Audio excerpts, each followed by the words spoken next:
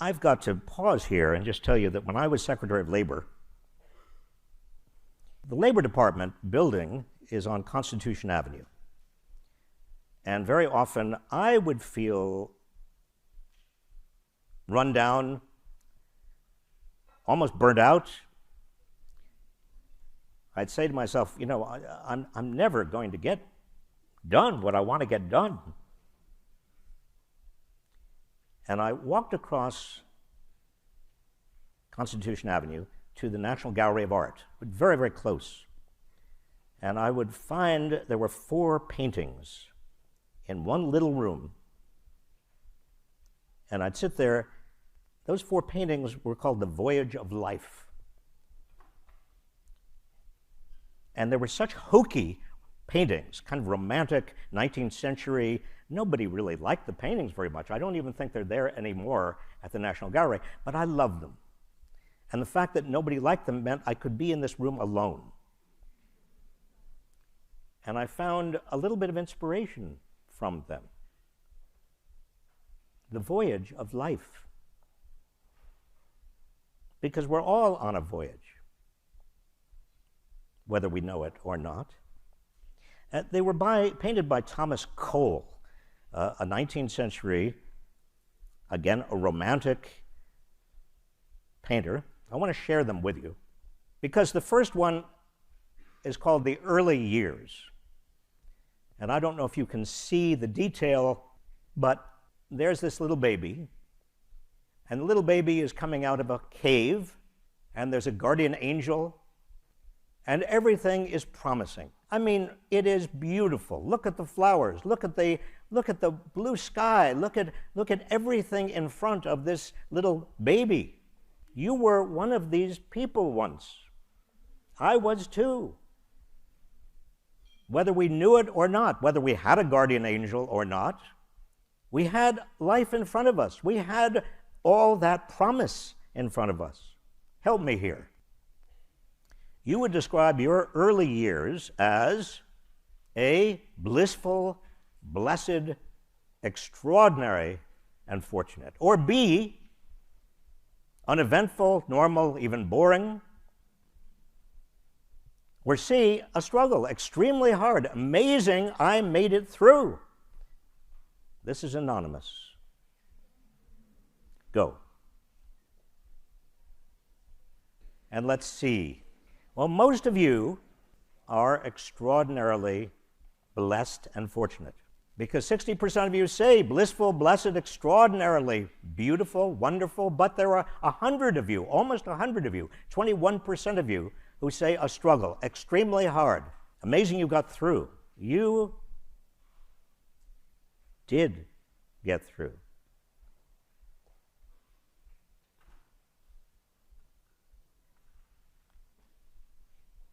The next painting that I used to contemplate as I sat in this little room was the moment that you are on your own.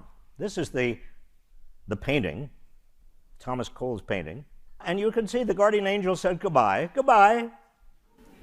And you have your hand on the tiller, you're in control, you're heading down this very beautiful place. The river is very just gorgeous. There are all sorts of possibilities in the future. I mean, you have dreams and aspirations.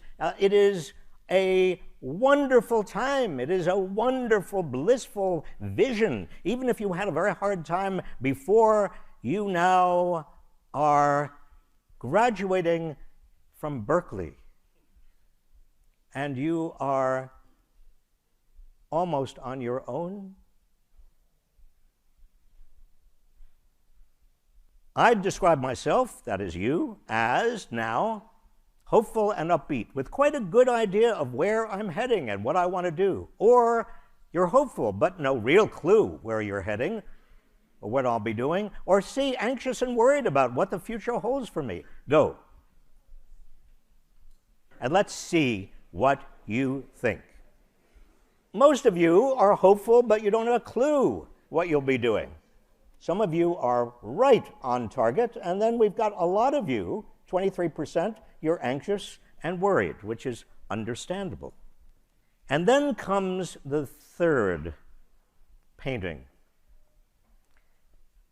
And this one, I can't tell you why it gave me comfort, because I was their Secretary of Labor, but I felt like it was speaking to me.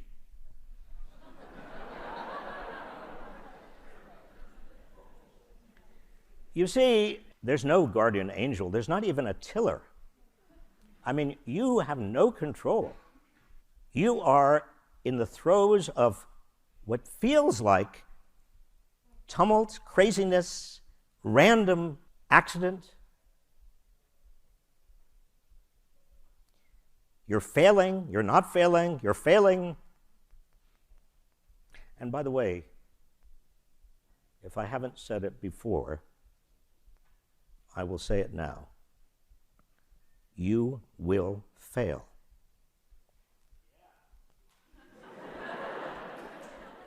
That's exactly the right attitude.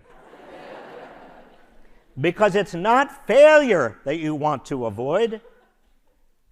What you want is resilience from the failure. You want to learn from the failure. You will fail. I was failing. I looked at this painting. I was Secretary of Labor, and I can't tell you how many times I said to myself, that is me.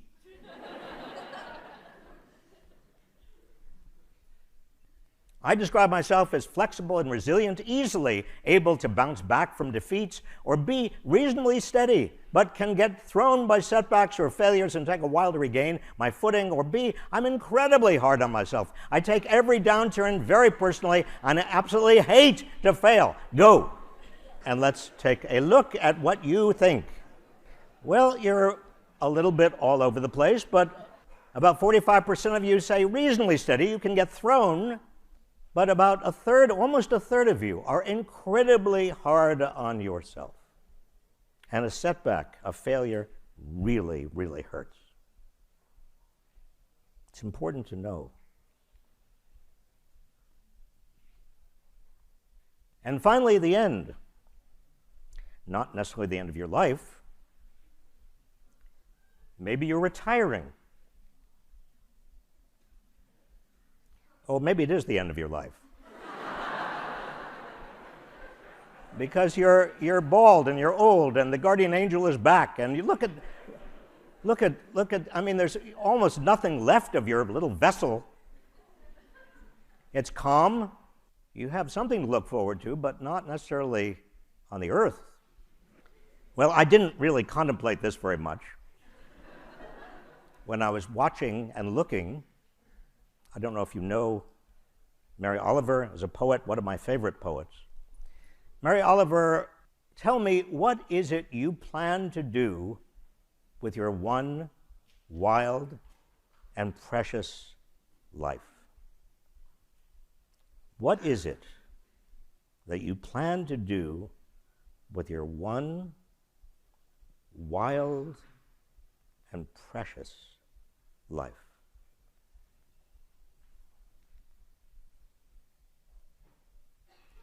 You would not have made it here to Berkeley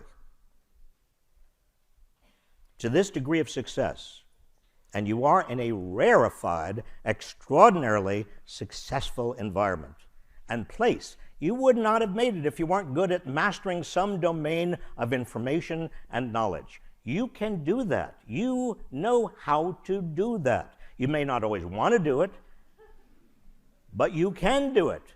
You're really good at it. You're also good at jumping through hoops. If somebody assigns you a task, boy, are you good at it. You don't always do it. But if you want to, you can. You are great at jumping over hoops. You're champion hoop jumpers. And you're also good at getting standard feedback tests, appraisals, evaluations. You've got them all your entire life. You're good at this, which is great, but it ain't enough. Increasingly, you will need more self-knowledge. Now, you already have quite a lot, I expect. and also your own hoops. I remember when I had just got out of college, and I was in my first or second job, and I realized that nobody was giving me any hoops. I mean, there were some hoops, but the most important hoops I had to create, I had to invent. You have to be able to invent your own hoops. And feedback is not going to come naturally. Yes, you'll have a boss, and maybe you'll get some formal piece of response, but you're not going to get the kind of feedback you need. Even as labor secretary, and especially as labor secretary, the higher you go in a hierarchy, the less accurate and less valuable the feedback you are going to get. People don't tell you anything. Everything is wonderful. Oh, Mr. Secretary, fabulous job on that interview, Mr. Secretary. Mr. Secretary, you are just so articulate. Mr. Secretary, you are the best writer. Oh, Mr. Secretary. Bullshit. There was, however, I had done a terrible interview, I remember, for CNN. I was in an elevator coming out, and I was surrounded by people from the Labor Department who said, oh, wonderful, blah, blah, blah. And then from the back of the elevator came a voice, little voice, of somebody who had just been hired, a young woman who said, Mr. Secretary, I said, yes, you used your hands too much and you spoke too fast. I whipped around. Everybody got very silent. And I said, who said that? And she raised her hand, and I said, thank you. That's what I need. And I, that afternoon, promoted her. But feedback is the most important thing you can get. Accurate, good, solid, useful, trusting feedback, but also your own hoops and your own self-knowledge. The old career ladder, by the way, where you moved ideally upward through a sequence of fairly predictable steps within the same organization, industry, or skill sets, adding responsibilities and widening spans of control, that's gone. We're going. It's disappearing. Instead, there's a new spiral. It's ideally you're going to spiral upward, but occasionally downward through different roles in different organizations and different skill sets, and adding judgment and insight and hopefully self-knowledge along the way.